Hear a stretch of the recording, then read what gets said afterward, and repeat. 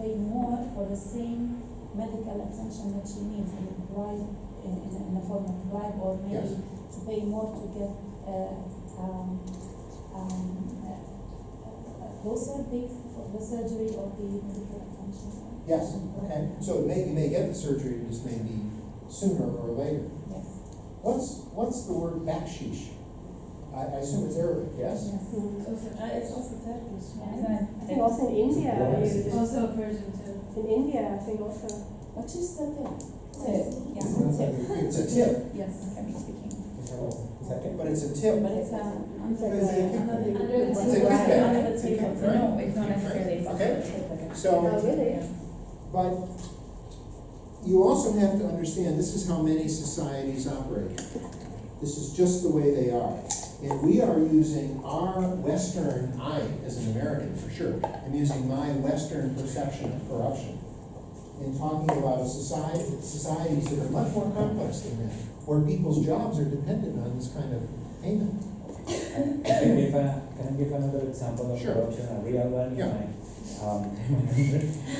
I was sent to this rural area to work as a doctor because this is the way that the government, they send us when you just graduated from the university, they send you to work in the rural areas, otherwise you don't get the invitation to work as a, anyway, you are working already as a doctor, but to get a different job, you need to cross 1 year there. So in this hospital, there was one case that the government, they give them a budget about, like, let's say $1,000 per month to buy adrenalines, just adrenaline is the drug. The manager, he's supposed to buy 100 per month, but he only bought 15. But he says, yes, I bought the 100. So when the case is, when we need to use the adrenaline in the case of a heart attack or whatever we were using, there was no adrenaline. So the people were dying just because of that's corruption too. Yes, He was absolutely. stealing and I was taking the, and there was no chance to prove that. Only we as a doctors knew that there was the missing of the drugs. Yes. The stock was missing, but there was no how to prove it. So again, as we look at health systems, corruption is a profound problem, okay? Let's finish this happiness report and then we'll go on, right? Okay, dystopia. We have a psychiatrist. Yeah. Can you tell us what dystopia is? Yeah, I know it. Not a psychiatric term. I think it's kind of a nihilistic term. I mean, in terms of kind of the worst possible outcome. You know, the opposite of what we'd like our society to Opposite of be. utopia. Utopia, Yeah. exactly.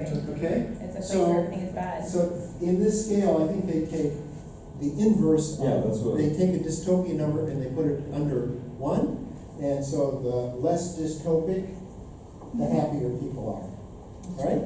So there is a measure of the happiness, this is the real happiness measure of dystopia. And they do some sort of survey, I don't know what it is, and they come up with a number, okay? So now let's go back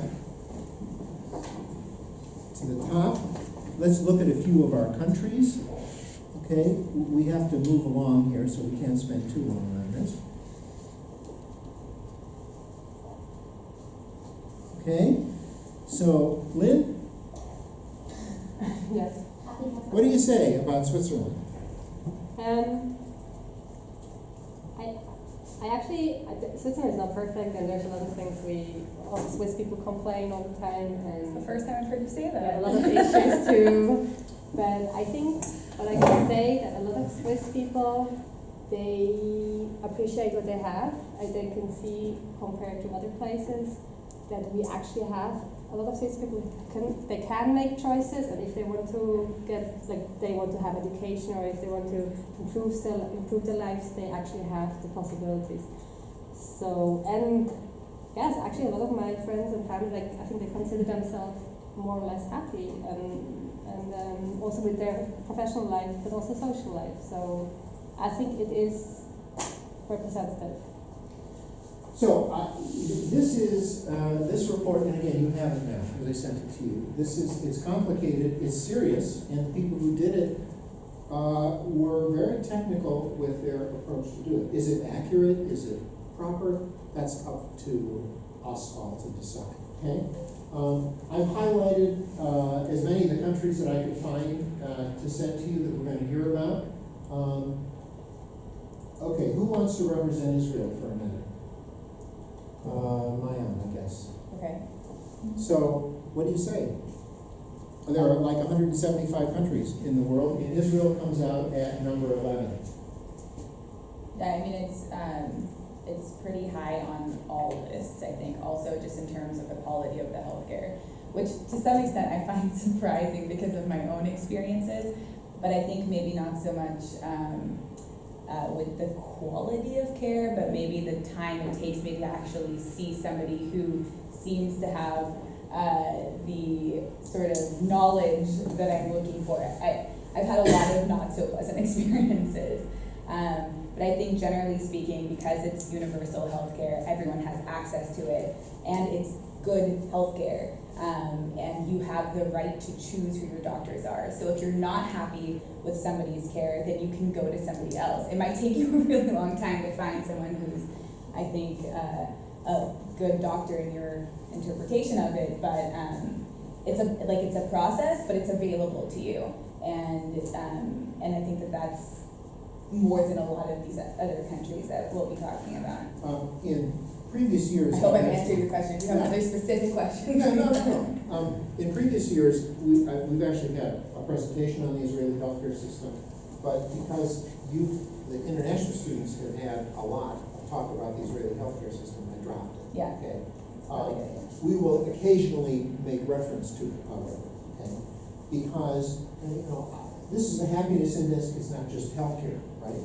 But, in brief, I would contend that in Israel, you get the healthcare you need, not the healthcare you want. Mm-hmm. And it's not delivered in a particularly nice way. Yeah, I think that's Okay. Right? But I think it is, along with all the other measures, a very successful healthcare system. Okay, let's keep scanning down this, and then we got to move on. So here's the UK down here. Let's just quickly find some of our other countries. France comes out as 29, Thailand 34, Taiwan 38, Japan 46, 46, excuse me. Japanese live a long time, but they're not real happy about it. Here's Peru. Okay. Colombia is the number 33. Where was it? 33. 33. So Colombia was pretty good. But I don't understand when the purple color is the perception of corruption. Why Colombia is too small? It's not real. It's not real. This data is not real because we are one of the most corrupt countries. You know what just happened today? No, but I don't understand why, because every Colombian can tell you that we are corrupt. Well, apparently And they're worse place. just 2 days ago, there is the Ministry of Anti-Corruption. Yeah. The ministry. The head of the ministry was caught, was arrested because he was getting paid from somebody else to not just. Do you believe that? So we are the most corrupted one. That the purple line is too small. But it's relative, I guess, right? Yeah, I guess it's At least relative. you're talking about it. Maybe other countries are talking about it. Yeah, I don't know, but well, my country is not doing some things. Okay, so here's Nigeria, not too good. Somebody's talking about Bosnia. But anyway, still go to Colombia and visit us. Bosnians are not happy I'm gonna particularly. put the CEG again. You want to know the Duh. you saw them. And you can see now that we're on the last page. We're primarily in sub-Saharan Africa, somewhat in the Middle East, a little bit Southeast Asia, but primarily sub-Saharan Africa. Okay? Egypt is so down there, why is it so? Things aren't so hot in Egypt. Okay? Is the answer. All right, and now here we are, way at the bottom. So let's talk for a moment about country number 156. Syria, I was thinking of that too. Why is it down there? Oh, Because of the war. wow. I couldn't tell Sure. about the Okay, so one of the other big things with health systems is you cannot have a health system if you have a war going on in your country.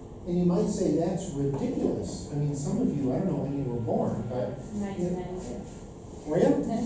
Okay, right? So is this accurate? When you're looking at international comparisons of data, it takes a very long time to get the data aggregated and compared, okay? This particular data comes from the WHO 2000 report, and we're going to talk about that more a little later, and why it isn't ever going to be reproduced. And in 2000, they were going back 7 years. So it's common for data to be old, and as you start looking for your own countries, you're going to be frustrated. You're going to want data from 2017, 2016. You're going to get stuff from 2007 easily, okay? For the purpose of what I want to talk about with you right now, I'm quite comfortable taking data that's this old, okay? And what we're looking at here is life expectancy by sex in 6 countries, okay? And what I'd like you to do is to look at this data and tell me what you see. Let's take the obvious. What's the most obvious couple things? Well, females live longer now. Females live longer. Everywhere. Everywhere. Everywhere. Okay? Isn't that Everywhere. floating? A little. Yeah, I figure my son lives in Seattle, and people keep saying to us, well, why don't you move to Seattle? And what I say to them is, fine, she'll move to Seattle, I'll be dead. Okay, that's fine, she'll be an old lady. There we are. Okay? I'm sort of planning this difference, right? Okay, so life expectancies are different. Why? It's interesting, I don't know. Okay, we won't take the time to talk about it. Yeah. Females die higher. Okay, Japan has a very high life expectancy. For women and also for men, but especially for women, right? I think with Japan, it's interesting to see that a big part of the population, or bigger part than in other countries, is in the older section. So they have more old people than the other countries. And look at how firm the curve is in Japan. More homogeneous. It's very homogeneous. And as we'll learn, who's doing Japan? We'll learn about the homogeneity of Japan. Okay? Well, that we write that.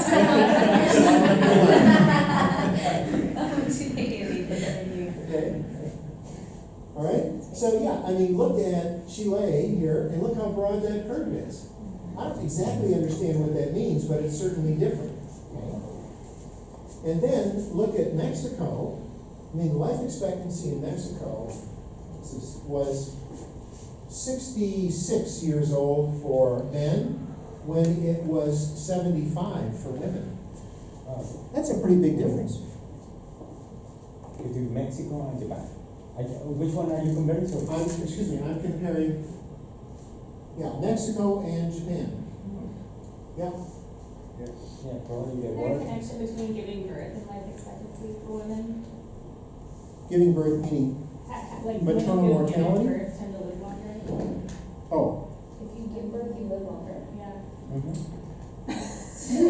But that is true. There Is it true? Yeah, medical records about that. I'm gonna write my next paper about that. Medical studies or records of studies. I've got a whole Some brain. as young kids, if you don't live longer, it seems longer. I would say. That's probably true. okay. Any comments about the U.S. or, what is that, Norway? The two spikes are interesting. Yes, no way. Yes, I don't know what this means, okay, it's probably just data error, I don't know.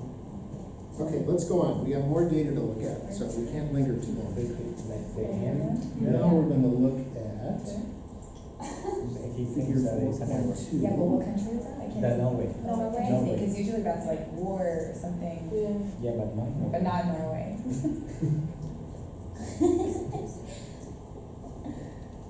If there's something that we didn't know about.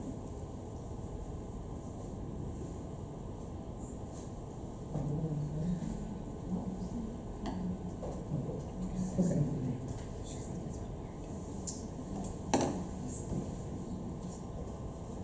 This is health systems input mix comparison of 4 high-income countries. Denmark, Sweden, UK, and the US. This is a very interesting presentation of data. At least I think it's interesting. It's called a spider diagram. It's like a spider. Okay? And so, what they're showing you, this is Denmark, Sweden, the US, and the United Kingdom. And they're looking at the health system now. This is health systems. And the criteria that they've used is how much money gets spent on healthcare, percent of GDP, health expenditure in total dollars, not percent of GDP, but dollars, drugs, how many MRI scanners there are per capita, CT scanners, hospital beds, and the number of physicians, and health employment. So, 4 countries, all high-income countries, what do you want to tell me that you see? Everybody follow, I'm sorry, in the scale is 0 to 1, 1 is a lot, 0 is very little. Wow, so Denmark compared to the US could still get equal resources with the least money, so it was more efficient. So, How do you know it's the same money? No, I'm saying, so if you look at the national health expenditure, in Yeah. Denmark is lower, but they're able to still get the same amount as the US. so they're spending a lot of money on drugs, Yeah. okay, right, in Denmark. All right, and they're not spending a tremendous amount of money on healthcare, okay? But the output, Yeah, better, I don't understand what you're saying. what I'm saying is, so the output is comparable to the US. They spend less, but the output is comparable to the US. Like for example, physicians and hospital beds. Let's compare the US and the UK. It seems like, for example, the UK looks like more preventable health than, well, I'm just assuming that because of the expenditure in CT scans and MRIs, they don't have that much like in the United States. Probably for everyone, they are allowing everyone to go to have this CT scan, MRI, and to be diagnosed over there, but the United States probably is a little bit more in preventive health than treatable health. Right? In Sweden, I can see that health, employment, physicians, hospital beds, it seems like primary care is good. Drugs are being prescribed, but the national health, the GDP, the percentage of GDP is lower than the United States.